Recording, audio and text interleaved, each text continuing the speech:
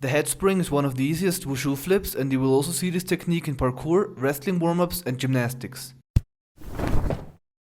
But first of all, keep in mind that it's not our fault if you break your neck or injure yourself. Follow this instruction at your own risk. Things you should practice before you try the headspring are the front roll, the bridge, and the headstand with your head and the hands on the ground. And by the way, if you can do a kip up, the headspring will be much easier because the timing for the leg whip is exactly the same. There is also an advanced variation of the headspring where you don't use your hands. But let's talk about that later. Okay, enough gibberish. So this is how I recommend you learn the headspring. Step 1. Warm up running a few minutes, stretch and do a couple of front rolls. Then practice the headstand and balance your legs in different positions. At the beginning you can plant your hands in front of your head because the headstand is easier like that, but a proper headspring is done with the hands behind or in one line with the head.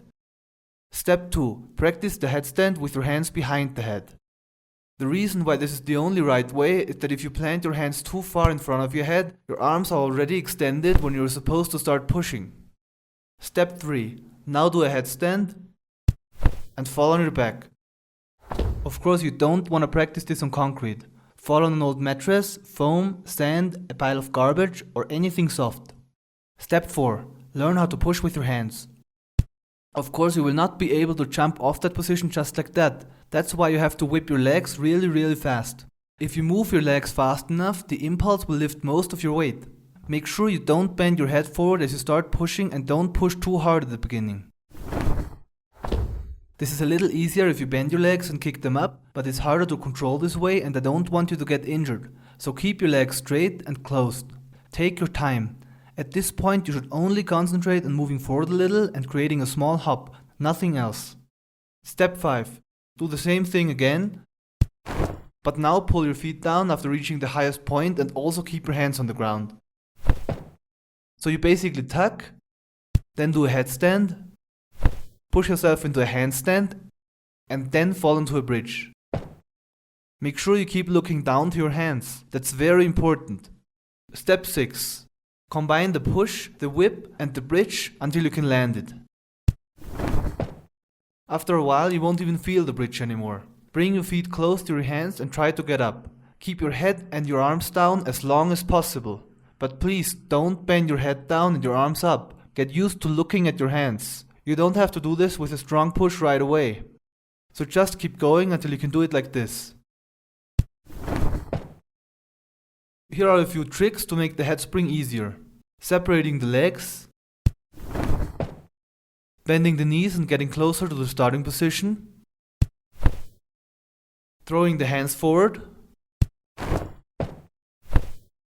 or bending the knees and kicking the legs forward up. But as I said, this one is a bit dangerous and I'd only recommend doing this if you can already do a proper headspring with straight legs and want to go higher. And now, the headspring without hands.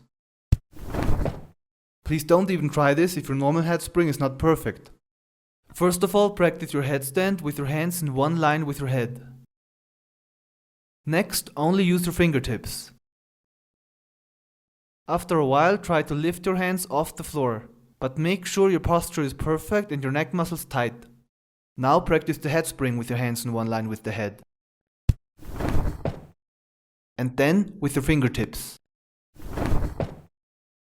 Push less and less every time until you don't have to use your hands anymore. Strengthen your neck muscles and make sure you keep your neck straight and tight when you put your head down. Oh, and one more thing.